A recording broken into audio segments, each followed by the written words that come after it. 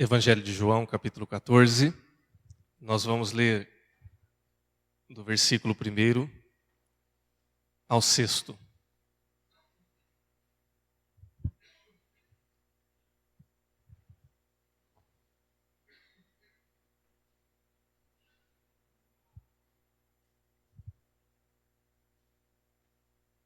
Amém? O texto da palavra de Deus diz assim: Não se turbe o vosso coração. Credes em Deus, crede também em mim. Na casa de meu Pai há muitas moradas. Se assim não fora, eu vou-lhe teria dito, pois vou preparar-vos lugar. E quando eu for e vos preparar lugar, voltarei e vos receberei para mim mesmo, para que onde eu estou estejais vós também. E vós sabeis o caminho para onde eu vou. Disse-lhe Tomé: Senhor, não sabemos para onde vais. Como saber o caminho? Respondeu-lhe Jesus: Eu sou o caminho, a verdade e a vida. Ninguém vem ao Pai, senão por mim. Vamos orar? Pai, nós te damos graças pela tua palavra. Nós te agradecemos pelo privilégio de ouvi-la e poder ler a cada um desses trechos da palavra do Senhor nesta manhã. Queremos agora, em nome de Jesus, pedir que, pela unção do teu Santo Espírito, possamos agora compreendê-la como uma verdade para as nossas vidas, como orientação segura, como reflexão da nossa vida e para a nossa vida no decorrer desses dias. Nós ouvimos da tua palavra agora que o Senhor é o caminho, a verdade e a vida. Que assim seja para cada um de nós. Essa é a nossa oração em nome de Jesus. Amém. Irmãos e irmãs, nós lemos o texto do Evangelho de João, no capítulo 1 até o versículo 6, em que vemos um diálogo de Jesus com os seus discípulos e uma pergunta até um tanto quanto irônica no versículo 5, quando Tomé pergunta para Jesus, e ele diz assim: Senhor, não sabemos para onde vais, como conhecer o caminho? Então Jesus dá essa famosa declaração, onde ele diz assim: Eu sou o caminho, a verdade e a vida. Ninguém vem ao Pai, senão por mim. E é interessante, não é esse exatamente o pano de fundo da nossa discussão aqui nessa manhã, mas vale a pena apenas fazermos uma observação sobre Tomé. Tomé, ele era da linha dos saduceus que não criam na ressurreição. Então, é natural que ele fizesse essa pergunta, O Senhor não sabe, a gente não sabe nem para onde o Senhor vai, Então, como saber o caminho? E Jesus, evidentemente, sabia que ele haveria de morrer, mas ele ressuscitaria. Então, ele dizia exatamente isso: eu sou o caminho, a verdade e a vida. Então, eu sou a direção segura. Eu sou a verdade que liberta. Eu sou a vida e vida abundante para todos aqueles que creem em mim, para todos aqueles que creem no meu nome e para aqueles que caminham comigo. E é interessante porque ao longo da história, a ênfase em verdade e vida muitas e muitas vezes supera a ênfase de Jesus como caminho. E ao longo da história se apresenta muito a ideia de Jesus como a verdade que liberta, e está correto. Apresenta-se Jesus como a vida e vida em abundância, o que também está correto, ele é. Mas perde-se ao longo da história a perspectiva de Jesus como o caminho, que era como os cristãos no princípio eram conhecidos, como aqueles do caminho. Nós precisamos resgatar um pouco dessa perspectiva de Jesus como caminho e entendermos ele também como a verdade, entendermos Jesus como a vida, porque o caminho é uma das metáforas bíblicas mais frequentes no início da história da igreja e muitas vezes negligenciada pelos cristãos. Então vamos refletir um pouquinho sobre cada uma dessas expressões. Jesus como salvação, Jesus como vocação, Jesus como caminho, entendendo Jesus como o caminho, a verdade e a vida, como o chamado de Jesus. Então, primeiramente, vamos refletir em Jesus como o caminho para a salvação. Jesus muitas vezes é visto, no aspecto da doutrina da salvação, como o único que pode nos levar à verdadeira salvação. E, de verdade, irmãos, está correta essa interpretação. Está correta essa expressão e está correta essa ênfase. Jesus é o único que pode nos dar a salvação. Nós estávamos ainda há pouco na aula com os jovens, falando sobre essa nova série que foi projetada aí, e já aproveito também para fazer aqui, né, o jabá, né, e fazer a propaganda, para que os jovens participem, porque nós temos aí coisas muito interessantes para falar a respeito disso. E então, domingo às 9h30, lá na Sala Mundo, próximo domingo você já está convidado. A verdade, irmãos e irmãs, é que nós estamos vivendo num período da história, e por isso que eu estou citando a aula, período que a gente chama de pós-modernidade, ou uma continuação, um desdobramento da modernidade, onde as referências elas não estão muito claras. Então, num tempo como esse, as coisas estão um pouco ambíguas. Então, por exemplo, aquele que é herói não é tão herói, aquele que é vilão não é tão vilão. Estávamos comentando, por exemplo, a respeito da novela das 8, que agora está sendo muito falada por conta da tragédia da morte por afogamento do ator principal da novela, né, que realmente foi uma grande tragédia. Mas nós estávamos comentando acerca do desdobramento da novela em si, em que ela foi desenvolvida num conceito artístico muito interessante e com aspectos bem bacanas assim para quem gosta de uma estética diferenciada, só que a história estava se arrastando muito. Por quê? Porque não havia um vilão muito claro. Não tinha um antagonista assim muito certo. Então, por exemplo, quem era vilão, mas era humanizado. Então o coronel Saruê, ele era um cara mau, mas ele não era tão mau assim, porque ele tinha uma razão para ser mau. Você tinha heróis, mas não eram heróis tão heróicos assim, porque eles tinham também uma faceta um pouco estranha de heroísmo. E a novela só começou a deslanchar verdadeiramente quando se definiu o deputado ali como um vilão clássico mesmo, daquele que é mau porque ele gosta de ser mau. E aí as coisas começaram a andar. A verdade, irmãos, é que nós estamos vivendo um tempo em que as coisas, elas têm caminhado mais ou menos dessa forma relativa. Ou seja, existe um mal que não é tão mal assim. Existe algo que é bom, mas que tem o seu aspecto ruim também. Existe um caminho que não é tão caminho assim. Existem outras formas de você chegar até Deus que também podem ser válidas se você cumprir determinados rituais que possam amenizar um pouco a sua culpa e a sua maneira de se portar diante de Deus. Acho que os irmãos estão entendendo onde a gente quer chegar. Chega-se a um ponto em que se diz assim, olha, é possível você chegar até Deus sem que necessariamente você seja cristão. É possível que você tenha uma vida redimida, falamos bastante sobre a história da redenção também na aula, e é possível que você tenha a sua redenção sem que necessariamente você reforce a necessidade de se chegar por meio de Cristo. Esse é um engano da pós-modernidade.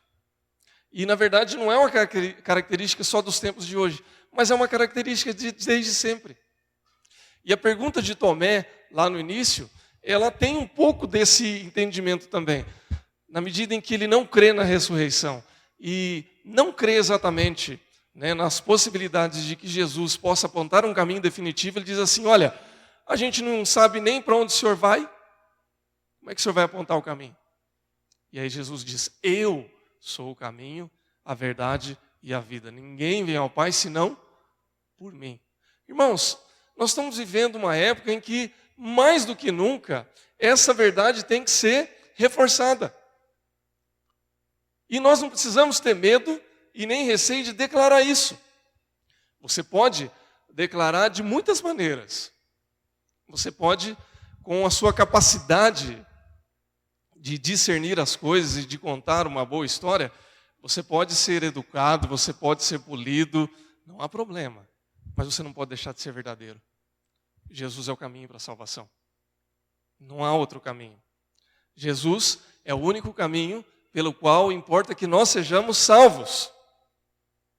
1 Pedro 3,18 diz isso. Porque também Cristo morreu uma só vez pelos pecados, o justo pelos injustos, para nos levar-nos a Deus, sendo na verdade morto na carne, mas vivificado no Espírito.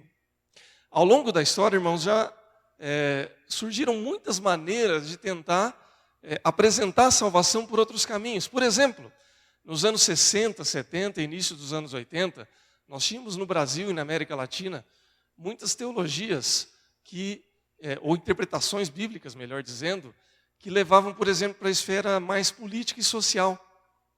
Então, procurava-se buscar uma interpretação em que o pecado ele não era apenas individual, mas sistêmico.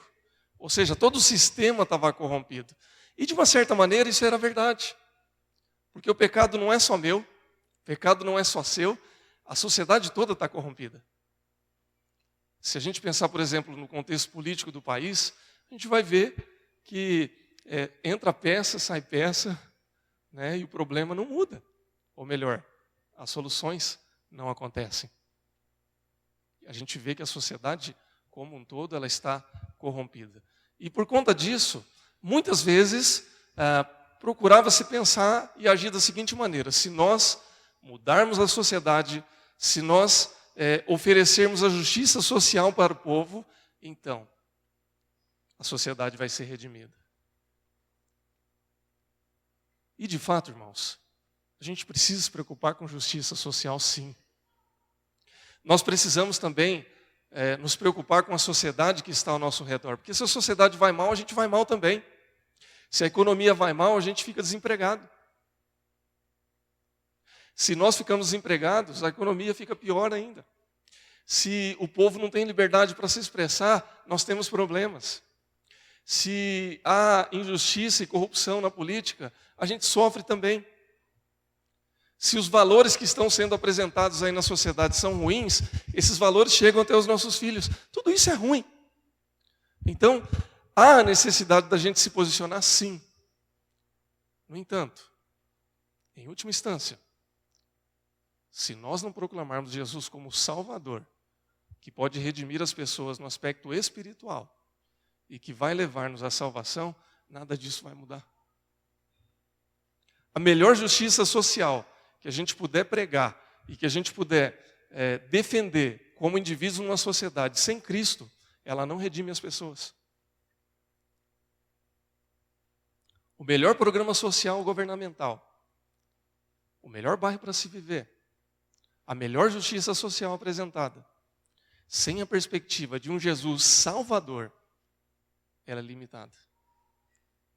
Ela não resolve o problema do homem em última instância. A gente morre pecador. Talvez um pecador com comida na mesa, talvez um pecador com uma boa escola para estudar, com um bom hospital, mas ainda assim pecador. Só Jesus pode nos redimir e nos salvar. As outras coisas são desejáveis e são necessárias. E a gente não deve fechar os olhos para nenhuma delas. Mas Jesus é quem nos salva. Amém, irmãos? O segundo aspecto que a gente vê no texto é de enxergarmos o caminho que Jesus apresenta, não apenas como salvação, mas também como uma vocação para as nossas vidas. E essa talvez seja a maior dificuldade da igreja contemporânea. Todos enxergam a vida que Jesus oferece. Ele diz assim: eu sou o caminho, a verdade e a vida. E essa vida, a vida abundante, ela é uma tentação para a gente. Ela é como música para os nossos ouvidos. Por quê? Porque todo mundo gostaria e espera receber um favor de Deus. Não é verdade? Ou talvez não. Aí é para a gente avaliar. Vocês já ouviram a famosa oração das 6 horas? Ou a famosa oração das 6 horas no singular? A gente tem uma reunião de oração, o irmão chega e fala assim, pastor, chama o pessoal lá e vê 6 horas pelo meu problema. Ficou ruim o trocadilho, né, irmãos? Ficou ruim.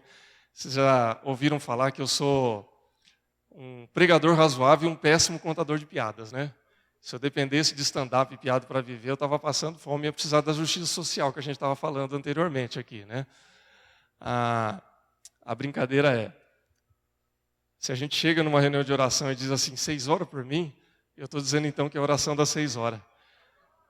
Agora o pessoal entendeu. Diz que quando a gente conta uma piada e depois tem que explicar a piada é porque ela não é tão boa. 7,5, né, Maurício? Para não perder a amizade. Nota 7,5. Irmãos, a verdade é que quando a gente vive atrás de oração e pedindo para que as pessoas orem por nós, em uma certa medida, nós não estamos fazendo nada de errado. Porque a oração, ela é fundamental e necessária para a nossa vida com Deus. O problema é que nós estamos vendo, nos dias de hoje, uma instrumentalização desse movimento de oração no seguinte sentido. Nós precisamos orar, precisamos fazer uma corrente, uma campanha, uma movimentação sobrenatural, espiritual, onde eu busco o favor de Deus para que Ele me abençoe e para que minha vida seja abundante. Eu mereço, eu preciso, eu reivindico, eu exijo um favor de Deus. Ele tem que me abençoar. Eu fiz a campanha, eu jejuei, eu fiz a oferta, eu fui lá para o monte orar. Eu não faltei nem um dia na campanha. E por isso, eu tenho que ser próspero, eu tenho que ser abençoado, eu tenho que ser curado, eu tenho que ser transformado por Deus. Mas essa transformação, que muitas vezes se busca, é uma transformação apenas no aspecto sobrenatural. Ou seja, Deus, derrame a sua graça sobre a minha vida. Me abençoe. Transforme a minha realidade. Como se isso acontecesse num passe de mágica. Ou seja, eu quero receber todas essas coisas, mas eu quero receber e pronto. Basta apenas que eu ore, ou basta apenas que eu busque um intermediário. E aí a gente entra novamente na piada ruim das 6 horas. Né? Chame um pastor ou um ungido que vai orar pela minha vida para que a transformação aconteça. Busque o intermediário, busque o sacerdote, busque o ungido, o homem de Deus. Faça campanha, deixe que o homem de Deus ore, deixe que o homem de Deus transforme a minha vida. Irmãos, isso é um problema. Isso é uma realidade que a gente tem visto hoje, mas é uma realidade que não se sustenta biblicamente. É uma realidade que a gente não pode deixar se iludir. Porque essa não é a verdade bíblica que Jesus diz. Ele diz assim, eu sou o caminho, a verdade e a vida. E quando nós falamos acerca do caminho, esse caminho que Jesus oferece para nós é um caminho de vocação. É um caminho de entrega. É um caminho onde nós devemos seguir a Jesus.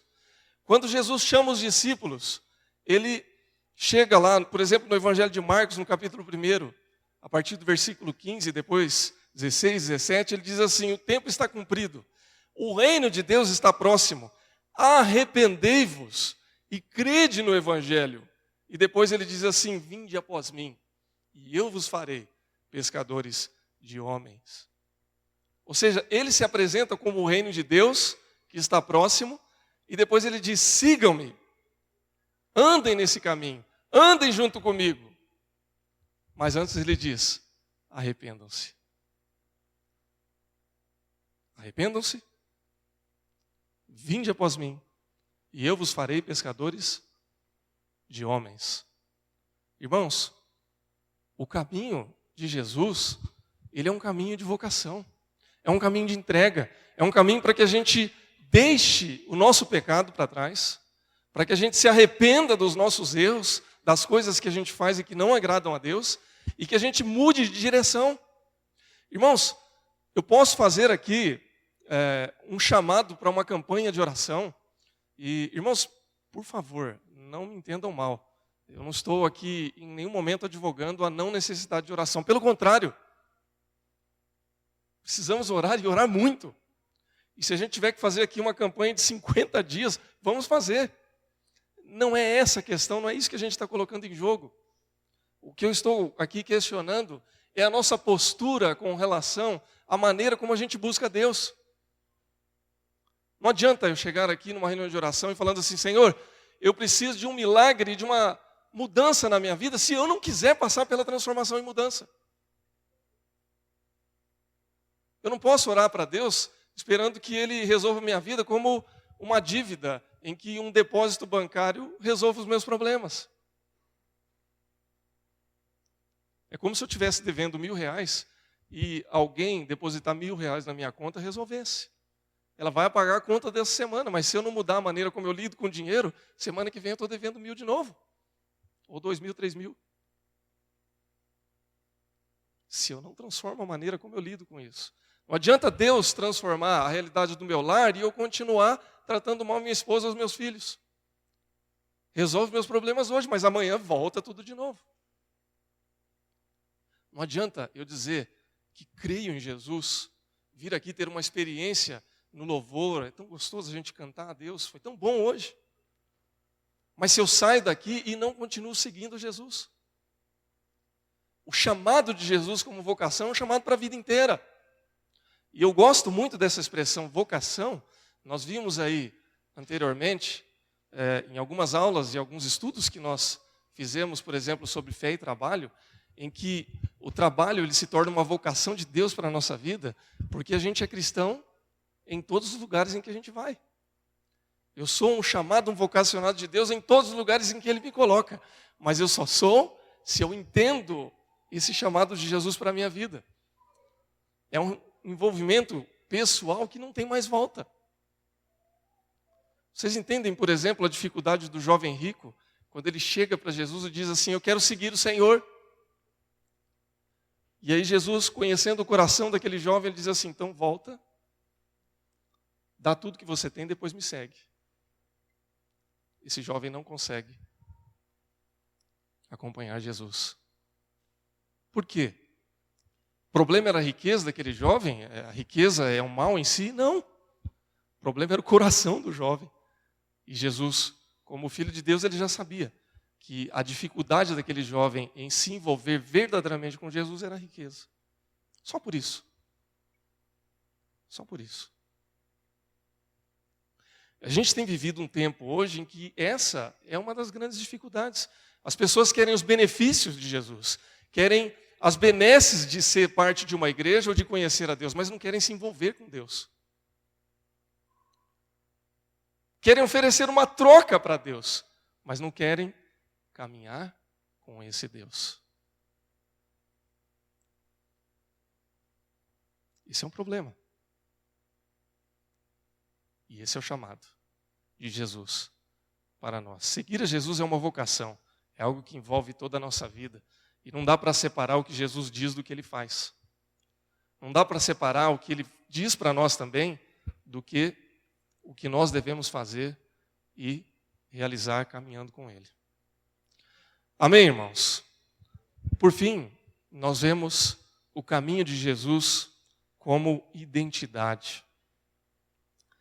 É interessante porque a gente vê alguns trechos da palavra de Deus em que mostra os primeiros cristãos como aqueles do caminho. Essa palavra cristão ou cristã, ela é bem posterior, ela já vai aparecer já depois no primeiro, segundo século, quando os cristãos são assim denominados. Mas antes, eles eram conhecidos como os do caminho.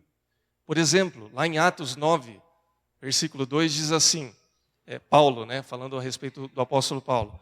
Ele pediu cartas para as sinagogas de Damasco, a fim de que, caso achassem alguns que eram do caminho, assim homens como mulheres, os levassem presos para Jerusalém. Atos 19, 9 diz assim, visto que alguns deles se mostram empedernidos e descrentes, falando mal do caminho diante da multidão, Paulo, apartando-se deles, separou os discípulos, passando a discorrer diariamente na escola de Tirano. Atos 19, 23 diz assim, por esse tempo houve grande alvoroço acerca do caminho. E por aí vai, Nós poderíamos citar Atos 22:4, Atos 24:22 e daí por diante.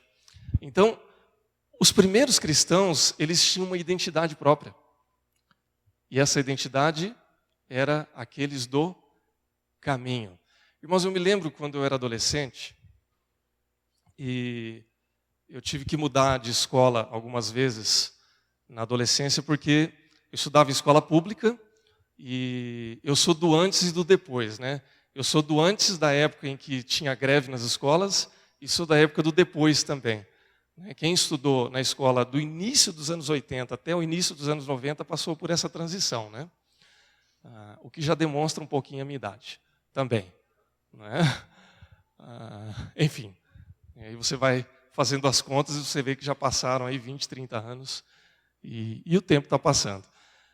Mas o que eu quero dizer com isso? Quando eu mudava de escola, então você tem uma adaptação. Você chega numa escola nova, a turminha já está formada e você é o de fora, né?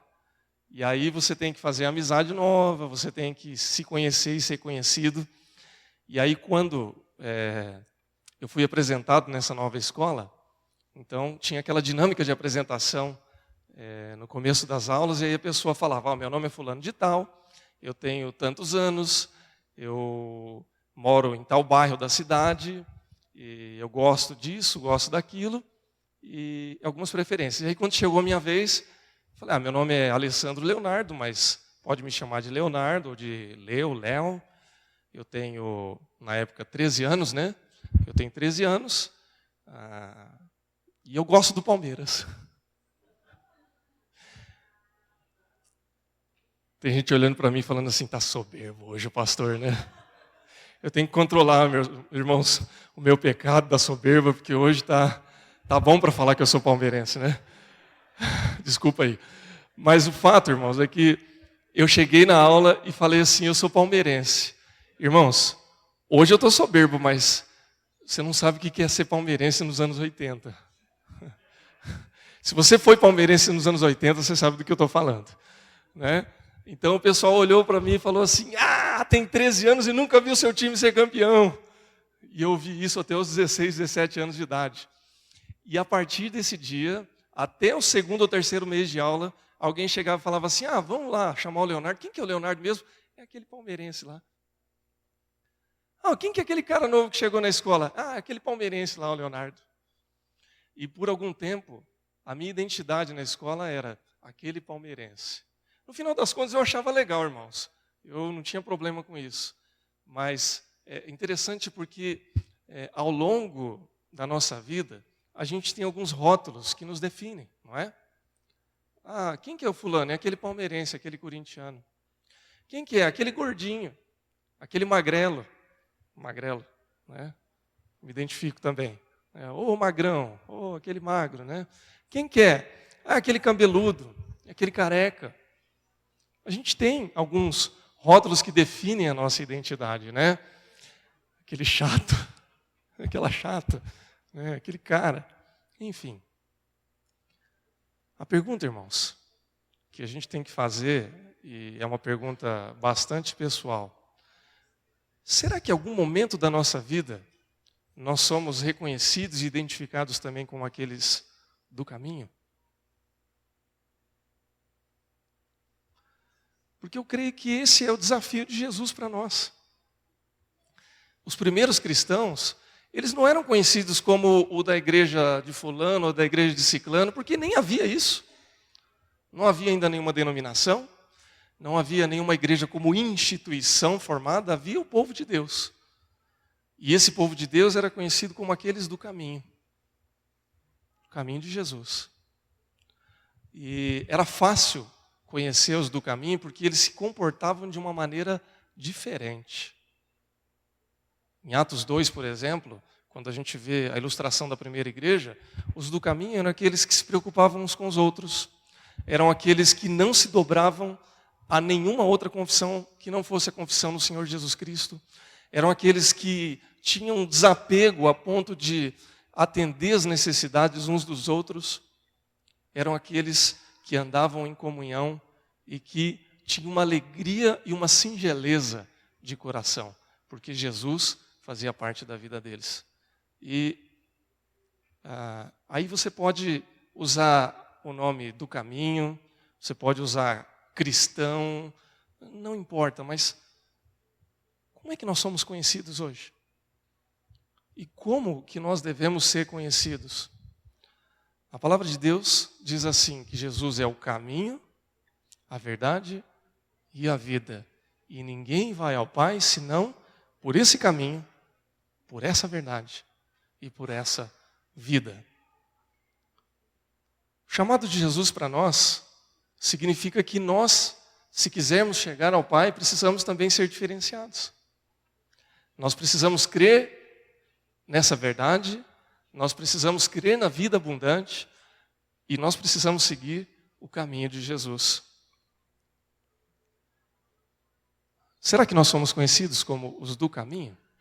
Será que, além do rótulo que eu tenho, do Leonardo como o palmeirense, o magrão, o caipira, né? Prudentinho caipira, porta, porteira, portão, será que eu sou conhecido também como cristão? Como o seguidor do caminho de Jesus Cristo? Será que nós somos conhecidos assim? O que é que falta para que as pessoas nos enxerguem dessa maneira? Que tipo de comportamento que eu devo ter? Que tipo de atitude eu devo ter? Que tipo de padrão de vida eu devo seguir para que esse caminho de Jesus seja a expressão da realidade da minha vida? Para que outras pessoas possam enxergar isso em mim, em você, em nós, e nós sejamos verdadeiramente seguidores de Jesus Cristo. Essa é uma pergunta para a nossa reflexão, irmãos. E não apenas uma pergunta, mas um desafio para a nossa vida. É um desafio para cada um de nós. Que nós sejamos assim. Que nós saibamos valorizar a verdade e a vida de Jesus Cristo. Mas que nós saibamos também conhecer o caminho de Jesus. E não apenas conhecer, mas seguir por esse caminho. Caminhar com Jesus. E sermos assim conhecidos como homens e mulheres do caminho de Jesus. Amém? Que Deus te abençoe, que Deus nos abençoe e que esse caminho seja plenamente agradável, atraente e trilhado por cada um de nós. Feche seus olhos, eu quero orar por você, em nome de Jesus.